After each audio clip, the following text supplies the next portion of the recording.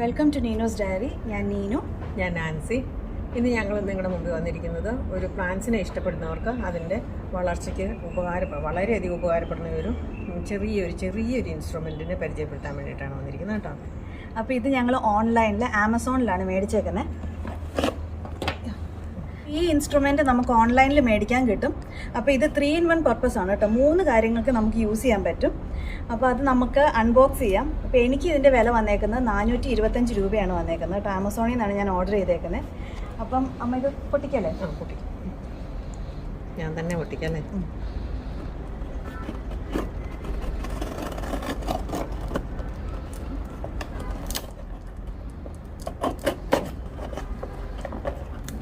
വലിയ പെട്ടിക്കകത്ത് ചെറിയൊരു സാധനം കേട്ടോ.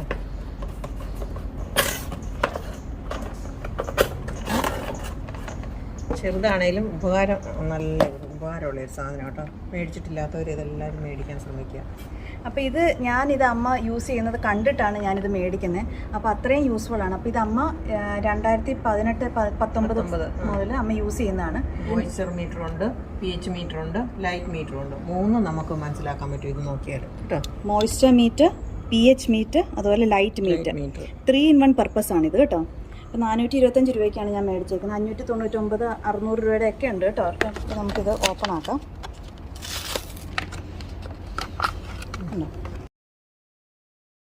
ഇതിൻ്റെ പുറകിൽ തന്നെ ഇതിൻ്റെ എല്ലാം എഴുതിയിട്ടുണ്ട്. അറിയത്തില്ലാത്തവർക്കാണെങ്കിൽ ഇത് നോക്കി മനസ്സിലാക്കി ചെയ്യാമെന്നുള്ളതേ ഉള്ളൂ കേട്ടോ. അപ്പോൾ ഇത് നമുക്ക് എന്താണെന്ന് നോക്കാം. അപ്പോൾ ഇതിന് 2 ലെഗ് ഉണ്ട് കേട്ടോ. 2 ലെഗ് ഉണ്ട്. അപ്പം ഈ ഇൻസ്ട്രുമെൻറ്റിൽ നമുക്ക് 3-in-1 പർപ്പസ് ആണെന്ന് പറഞ്ഞല്ലോ. ലൈറ്റ് മെഷർ ചെയ്യാം, മണ്ണിലെ മോയ്സ്ചർ കണ്ടന്റ് നമുക്ക് മെഷർ ചെയ്യാം, അതുപോലെ തന്നെ നമുക്ക് pH മെഷർ ചെയ്യാം. pH എന്ന് പറയുന്നത് നമ്മുടെ സോയിലിൽ അസിഡിക് ആണോ അതോ ആൽക്കലൈൻ ആണോ എന്ന് കണ്ടുപിടിക്കാൻ വേണ്ടിയിട്ടുള്ള ഒരു മീറ്ററാണ് pH മീറ്റർ എന്ന് പറയുന്നത്. അപ്പം നമുക്ക് pH മീറ്ററിനെ നമുക്കൊരു സ്കെയിലായിട്ട് സങ്കല്പിക്കാം. അതായത് 0 to 14 വരെ വരുന്ന ഒരു സ്കെയിൽ. അപ്പം നേരെ നടുക്ക് 7 ആണ് വരുന്നത് അല്ലേ. 0 to 14 വരുമ്പം നേരെ നടുക്ക് 7, അതാണ് ന്യൂട്രൽ pH എന്ന് പറയുന്നത്. അപ്പം 7ന്റെ താഴെ, അതായത് 5, 4, 3 ഒക്കെ അസിഡിക് ആയിരിക്കും. അതുപോലെ 7ന്റെ മുകളിലോട്ട് 8, 9, 10 ഒക്കെ ആൽക്കലൈനായിട്ട് കൂടുതലായിട്ടിരിക്കും. അപ്പം നമുക്ക് നമ്മുടെ പ്ലാന്റ്സ് നല്ല ഉഷാറായിട്ട് വളരണമെന്നുണ്ടെങ്കിൽ ഒരുവിധമുള്ള എല്ലാ, അതായത് അതിന്റെ വളങ്ങളൊക്കെ ശരിയായ രീതിയിൽ അതിന് വലിച്ചെടുക്കാനായിട്ട് ഈ pH ലെവല് 6.5 മുതൽ 7, അതായത് ന്യൂട്രൽ pH ആണ് ഏറ്റവും നല്ലത്. അപ്പോൾ 6.5 to 7.5 വരെ ആവാം. അപ്പോൾ അതിൻ്റെ ഉള്ളിൽ നിൽക്കുന്ന pH ആയിരിക്കണം നമ്മുടെ പ്ലാന്റ്സിന് വേണ്ടത്. അപ്പോൾ അത് അളക്കാൻ വേണ്ടിയിട്ടുള്ള ഒരു യന്ത്രമാണിത് അല്ലേ, ഒരു ഇൻസ്ട്രുമെൻ്റ് ആണ്. ഇത് അമ്മ യൂസ് ചെയ്ത് നല്ല ഗുണമാണെന്ന് പറഞ്ഞില്ലേ. അപ്പോൾ അമ്മയ്ക്ക് അതൊരു പറ്റിയൊരു പറയാനുള്ളൊരു സ്റ്റോറി ഉണ്ട്, ഒരു കഥയുണ്ട്. അതായത് 2018 ഞങ്ങളുടെ പുഴയുടെ കരയ്ക്കാണ് ഞങ്ങളുടെ വീട്. അപ്പം വെള്ളപ്പൊക്കം വന്ന് ഞങ്ങളുടെ വീടിൻ്റെ ഒക്കെ 3.5 അടിയോളം വെള്ളം കയറിയായിരുന്നു. അപ്പം നമുക്കൊക്കെ വിചാരിക്കാം, മനസ്സിലാക്കാമല്ലോ, മണ്ണ് മുഴുവനും ചെളിയെല്ലാം പുഴയിൽ നിന്നുള്ള എല്ലാം അടിച്ചു കയറി മുഴുവനും അഴുക്കായിരുന്നു, വൃത്തികേടായിരുന്നു. അപ്പോൾ അത് വൃത്തിയാക്കി എല്ലാം കഴിഞ്ഞ് പിന്നെ ഞാൻ പച്ചക്കറിയോ ചെടികളോ ഒന്നും ശരിയായില്ല. എല്ലാം മുരടിച്ച് പോകുമായിരുന്നു. അന്നേരം ഞാൻ ഓർത്തു ഇതെന്താ ഇങ്ങനെ പറ്റുന്നതെന്ന് ഓർത്തു. അന്നേരം കുമ്മായം ഇട്ടാൽ നല്ലതായിരിക്കും എന്ന് ഓർത്തു. എൻ്റെ ഒരു അറിവ് വെച്ച് ഞാൻ എല്ലായിടത്തും കുമ്മായം മേടിച്ച് വെതറിയിട്ട് കൊടുത്തു പറമ്പിലെല്ലാം. അത് കഴിഞ്ഞപ്പം ചെടികൾക്കും പച്ചക്കറികൾക്കും ഒക്കെ ആണെങ്കിലും ചെറിയൊരു ഉഷാറ് കണ്ടു തുടങ്ങി. അത് കഴിഞ്ഞപ്പോൾ ഞാൻ ഓർത്ത് ഇനി കുമ്മായി ഇട്ടത് കൂടിപ്പോയാലോ എല്ലാം കുഴപ്പം വരിക. അങ്ങനെ ഇരിക്കുന്ന സമയത്താണ് ഞാനൊരു pH മീറ്ററിനെ പറ്റി എന്ന് മനസ്സിലാക്കുന്നത്. അപ്പം ഞാൻ ഓർക്കുന്ന ഇത് ഒരെണ്ണം മേടിച്ച് കളയാമെന്ന് വിചാരിച്ച ഇത് മേടിച്ചതാണ്. അപ്പം ഞാനത് വെച്ച് നോക്കിക്കഴിഞ്ഞപ്പോൾ എനിക്ക് മനസ്സിലായി ഏകദേശം ഒരു ആൽക്കലൈൻ ഇതിൽ ന്യൂട്രൽ അതല്ല 7 വരെ എത്തിയില്ല, 6ന്റെ താഴെയായിരുന്നു നിന്നിരുന്നത്. എന്നാലും ചെടികൾക്ക് അത്ര മോശമല്ലാത്ത രീതിയിൽ വരുന്നുണ്ട്. എന്നാലും കുരുടിപ്പുണ്ട്. അങ്ങനെയുള്ള ഇരിക്കുമ്പോൾ ഞാൻ കുറച്ചും കൂടെ കുമ്മായം വെതറി നോക്കി. അപ്പം അത് നന്നായി വന്നു. പിന്നെ pH എടുത്ത് നോക്കിക്കഴിഞ്ഞപ്പോൾ മനസ്സിലായി അത് 7 ആണ്. അപ്പോൾ എനിക്ക് അത് വളരെ ഉപകാരപ്രദമായ ഒരു സാധനമായിട്ട് എനിക്ക് തോന്നി. അപ്പം ഇതിനകത്ത് 3 ലൈൻ കാണാം. അപ്പോൾ ഫസ്റ്റ് ലൈൻ എന്ന് പറയുന്നത് ഒരു വൈറ്റ് കളർ ലൈൻ കാണുന്നില്ലേ, അത് ലൈറ്റാണ് കാണിക്കുന്നത് കേട്ടോ. നമ്മുടെ പ്ലാന്റിന് എന്തോരം ലൈറ്റ് കിട്ടുന്നുണ്ടെന്നാണ്. അപ്പോൾ അതിൻ്റെ ഒരു സെൻസറാണ് ഇത് കേട്ടോ. ഇത് ഇപ്പോൾ ലൈറ്റിലാണ്, താഴത്തെ നോബ് ലൈറ്റിലാണ് കിടക്കുന്നത്. ഇത് pH മാറ്റാം, ഇതിൽ മോയിസ്റ്റായിട്ട് മാറ്റാം. അപ്പോൾ നമ്മൾ നടുക്കോട്ട് വെക്കുകയാണ്. എന്നിട്ട് നമ്മൾ ഈ സെൻസർ നമ്മളിങ്ങനെ അടച്ച് വെച്ച് കഴിയുമ്പോൾ ഉണ്ടോ കുറഞ്ഞു, തുറക്കുമ്പോൾ ഇതുണ്ടോ ലൈറ്റ് വരുന്നുണ്ട് കണ്ടോ. അപ്പോൾ നമ്മുടെ പ്ലാന്റിന് എന്തോരം ലൈറ്റ് കിട്ടുന്നുണ്ടെന്ന് നമുക്ക് ഫസ്റ്റ് ലൈനിൽ നിന്ന് കാണാം, വൈറ്റ് കളർ ലൈനിൽ. അപ്പം ഏറ്റവും ലെഫ്റ്റ് സൈഡായിട്ട് നമ്മൾ കാണിക്കുന്നത് 0 ആയിട്ടാണ് കാണിക്കുന്നത്, ഡാർക്കാണ് കാണിക്കുന്നത്. ഏറ്റവും റൈറ്റ് സൈഡ് 2000 ആണ് കാണിക്കുന്നത് കണ്ടോ, 2000 ആണ് കാണിക്കുന്നത്. കേട്ടോ. അപ്പോൾ ഏറ്റവും നമ്മുടെ ഒരു പ്ലാന്റിന് ഒരു 500 കുറവ് ആയിട്ട് വരരുത്. 500 കുറവ് വന്നു കഴിഞ്ഞാൽ പ്ലാന്റ്സ് തീരെ ഡാർക്കായിട്ടുള്ള സ്ഥലത്താണ് നിൽക്കുന്നതെന്ന് മനസ്സിലാക്കാം. ലൈറ്റിൻ്റെ പൊസിഷൻ അതിലേക്ക് മാറ്റിയിടാൻ പോയി നോബ്. അപ്പം നിങ്ങളെ കാണിച്ചു തരാം ഞാൻ. ആ നീഡിൽ പോകുന്ന പോക്ക് കണ്ടോണേ, കണ്ടോ 2000-ന് മേളിലാണ് അതിൻ്റെ വെയിൽ. അതായത് വെർട്ടിക്കൽ ഗാർഡൻ്റെ നല്ല വെയിൽ കൊള്ളുന്നൊരു സ്ഥലത്താണ് വെച്ചിരിക്കുന്നത്. ഇപ്പോൾ രാവിലെ ഒരു 9-9:30 സമയം. അപ്പം നല്ല സൂര്യപ്രകാശം, കിഴക്കു നിന്നുള്ള സൂര്യപ്രകാശം കിട്ടുന്നതാണ്. അതുകൊണ്ടാണ് ഇത്രയും ഇതായിട്ട് കാണുന്നത്. ഈ നീഡിൽ കണ്ടാവും, ഈ വൈറ്റ് നീഡിൽ 2000-ൻ്റെ മുകളിലായിട്ടാണ് നിൽക്കുന്ന ലൈറ്റ്. ഇപ്പം നമുക്ക് പിന്നെ കാണണമെങ്കിൽ ഇതാണ് ഇതിൻ്റെ സെൻസർ. അപ്പോൾ അതൊന്ന് അടച്ചു പിടിച്ച് കഴിയുമ്പോൾ നീഡിൽ പോകുന്ന പോക്ക് കണ്ടോ. ഇതാണ് അതിൻ്റെ സെൻസറ്. ഇപ്പം നമ്മൾ മോയിസ്റ്റിൽ വെച്ചേക്കാണ് കണ്ടോ. ഈ സ്വിച്ചുകൾ നമുക്കിങ്ങനെ മാറ്റാം. അപ്പം മോയിസ്റ്റിൽ വെച്ചേക്കാണ്. എന്നിട്ട് നമ്മൾ നേരെ ഇതിങ്ങനെ ലിവറയിലും കൂടെ പിടിച്ചിട്ട് പയ്യെ പിടിച്ച് നമ്മൾ താത്തി കൊടുക്കുകയാണ്. അപ്പോൾ ഈ പോട്ടിൻ്റെ ഏകദേശം ഫുള്ളായിട്ട് നമ്മൾ താത്തി കൊടുത്തിട്ടുണ്ട്. ഇപ്പം നമ്മൾ ആദ്യത്തെ പറഞ്ഞത് ലൈറ്റിൻ്റെ മീറ്ററാണ്, വൈറ്റ് കളറിലെ. രണ്ടാമത്തെ ലൈൻ വരുന്നതാണ് മോയിസ്റ്റ് മീറ്റർ എന്ന് പറയുന്നത്. അപ്പോൾ വെള്ളം ഈ ചട്ടിക്കകത്ത് എന്തോരം ഉണ്ടെന്നാണ് നമ്മളിപ്പോൾ കണ്ടുപിടിക്കാൻ പോകുന്നത്. അപ്പോൾ ഇത് നോക്കി, ഫസ്റ്റ് കാണിക്കുന്നത് രണ്ടാമത്തെ ലൈനിൽ ആദ്യം കാണിക്കുന്നത് റെഡ് കളറിലാണ്. അത് 1 to 3 വരെ കാണിക്കുന്നത് ഡ്രൈ ആയിട്ടുള്ളതാണ്. നമ്മുടെ പോയിൻ്റ് ഇപ്പോൾ വന്നേക്കുന്നത് ഇതുണ്ടോ, വന്നേക്കുന്നത് 4-ൻ്റെയും 5-ൻ്റെ ഇടയ്ക്കാണ്. അതായത് ആവശ്യത്തിന് ഈ പോട്ടിൽ വെള്ളം ഉണ്ടെന്നാണ് അത് കാണിക്കുന്നത്. ഇനിയിപ്പോൾ നമ്മൾ കൂടുതൽ വെള്ളം ഒഴിച്ചു കൊടുക്കുകയാണെങ്കിൽ നമുക്ക് ഇച്ചിരി വെള്ളം ഒഴിച്ച് നോക്കാവേ. 4 പോയിൻ്റ് ഇവിടെ ആയിട്ടാണ് കിടക്കുന്നത്. അപ്പോൾ നമ്മൾ കുറച്ച് വെള്ളം നമ്മളിതിൽ ഒഴിച്ചു കൊടുക്കുകയാണേ. അപ്പോൾ ഇതിൻ്റെ മീറ്ററും നീങ്ങുന്നുണ്ടോ, വെള്ളം കൂടുതലായിട്ട് വന്നു കണ്ടോ, ബ്ലൂ ലൈനിലോട്ട് പോയി കണ്ടോ. അപ്പോൾ അങ്ങനെ നമുക്ക് വെള്ളം കൂടുതലാണോ കുറവാണോ ആവശ്യത്തിനുണ്ടോ എന്ന് നമുക്കറിയാം. അപ്പോൾ ഈ ഗ്രീൻ കളറിൽ 4 to 7 റേഞ്ചിലുള്ള ഗ്രീൻ കളറിൽ ഇരിക്കുകയാണെങ്കിലാണ് ആവശ്യത്തിന് വെള്ളമായിട്ട് കാണിക്കുന്നത് കേട്ടോ.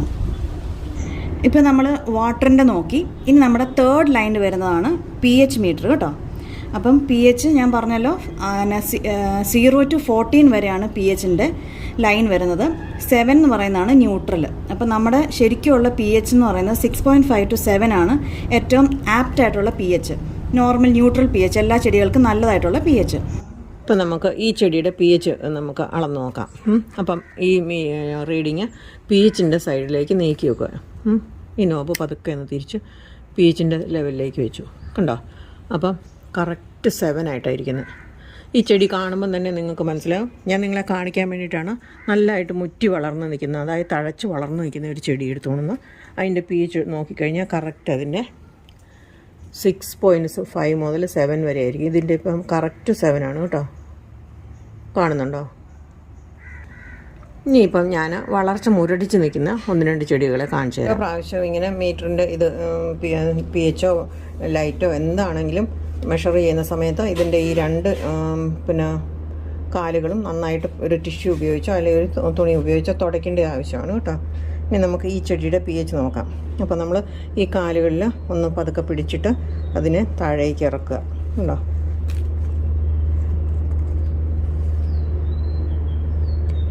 ഇതിൻ്റെ pH കാണിച്ചിരിക്കുന്നത് 6 ആണ് കേട്ടോ. കാണുന്നുണ്ടോ? 6 to 6 ആണ് അല്ലേ? 6 കറക്റ്റ് 6 ആണ്.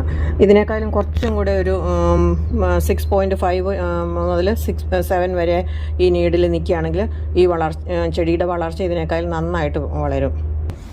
അപ്പോൾ നമ്മളിത് ഊരിയെടുത്തു, ഇതുണ്ടോ. അപ്പോൾ ഇത് എപ്പോഴും നമ്മളിതുപോലെ വൈപ്പ് ചെയ്ത് ഒരു ടിഷ്യൂ പേപ്പർ വെച്ച് വൈപ്പ് ചെയ്തിട്ട് വേണം അടുത്ത പ്ലാന്റിനകത്തോട്ടോ ഒക്കെ വെക്കാൻ കേട്ടോ. അപ്പം ഇത് വളരെ യൂസ്ഫുള്ളാണ്. നമുക്ക് 3 കാര്യങ്ങൾ ഒരു ചെറിയൊരു മീറ്ററിലൂടെ നമുക്ക് കണ്ടുപിടിക്കാവുന്നതാണ് കേട്ടോ. ഇപ്പോൾ ഇതിൻ്റെ pH കണ്ടോ, 7.5, 8-ൻ്റെയും 7-ൻ്റെയും കൂടെ ഇടയ്ക്കായിട്ടാണ് നിൽക്കുന്നത്. ഇപ്പം നമുക്കിത് മനസ്സിലാക്കാനായിട്ട് ഞാനൊരു കാര്യം കാണിച്ചു തരാം നിങ്ങൾക്ക്. ഇടയ്ക്കല്ലേ കാണുന്നത്. അപ്പം ഞാൻ അതിനകത്തോട്ട് ഒരു പരീക്ഷണം പോലെ നിങ്ങൾക്ക് കാണിച്ചു തരാം. കുറച്ച് വിനാഗിരി ഒഴിച്ചു. വിനാഗിരി എന്ന് പറഞ്ഞാൽ ആസിഡാണെന്നുള്ളത് എല്ലാവർക്കും അറിയാമല്ലോ. അതിൻ്റെ pH മാറി വരുന്നതുണ്ടോ. 7-ൻ്റെയും 8-ൻ്റെയും കൂടെ ഇറക്കിയിരുന്ന സാധനം ഇപ്പം 6 കഴിഞ്ഞു, ഇതിൽ നിന്ന് നമ്മൾ മനസ്സിലാക്കേണ്ടത് കുറച്ച് ആസിഡ് ഒഴിച്ച് കഴിഞ്ഞപ്പോൾ, അതായത് വിനാഗിരി ഒഴിച്ച് കഴിഞ്ഞപ്പം ആൽക്കലൈൻ ആയിരുന്നിരുന്ന pH ലെവല് പിന്നെ അസിഡിക്കിലേക്ക് മാറി വരുന്നതായിട്ടാണ് കാണുന്നത്. pH നമുക്ക് ഇപ്പോൾ ഇതിനകത്ത് കാണിച്ചിരിക്കുന്നത് 6ൻ്റെ ഇപ്പുറത്ത്, 5ൻ്റെയും 6ൻ്റെയും കൂടെ ഇടയ്ക്കാണ് കാണിക്കുന്നത്. മനസ്സിലാവുന്നുണ്ടോ? ഇനി ഞാൻ അതിൻ്റെ pH മാറ്റിയെടുക്കാനായിട്ട് കുറച്ച് കുമ്മായി ഇങ്ങനെ വെതറി,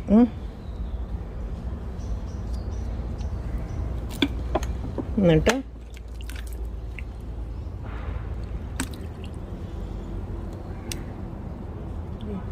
pH കൂടുന്നുണ്ടോ?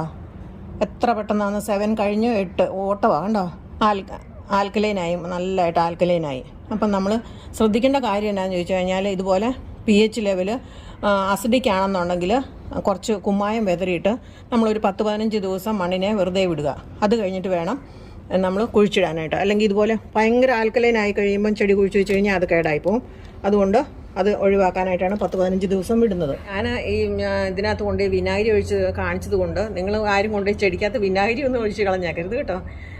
ഞാൻ വിനാഗിരി ഒഴിക്കാൻ കാരണം എന്താണെന്ന് വെച്ചാൽ എൻ്റെ ചെടിച്ചട്ടിക്കകത്തുള്ളതെല്ലാം ഏകദേശം 6.5-7ൻ്റെ ഇടയ്ക്കാണ് pH. അതായത് അതിൻ്റെ നോർമൽ pH ആണ്. അപ്പോൾ ഈ ഇത് കുത്തി നോക്കുമ്പോൾ നിങ്ങൾക്ക് അതിൻ്റെ മീറ്റർ നീങ്ങുന്നുണ്ടോ ഇല്ലയോ എന്ന് കാണാൻ പറ്റുമല്ലോ, അറിയാൻ പറ്റുമല്ലോ.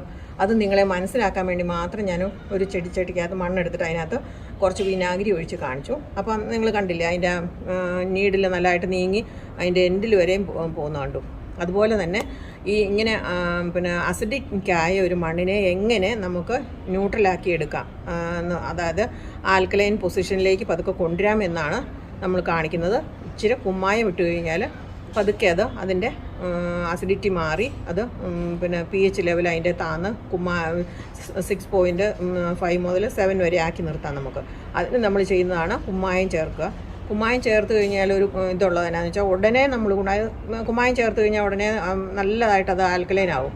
അപ്പം അത് ചെടിക്ക് ദോഷം ചെയ്യുകയുള്ളൂ. ചെടി കരിഞ്ഞു പോകാനും ചീഞ്ഞു പോകാനും ഒക്കെ ഇടയാക്കും. അതുകൊണ്ട് കുമ്മായം ചേർത്ത് കഴിഞ്ഞാൽ നമ്മളൊരു 15 ദിവസമെങ്കിലും സമയം കൊടുക്കണം. എന്നിട്ടേ അതിനകത്തേക്ക് ചെടി നടാൻ പാടുള്ളൂ.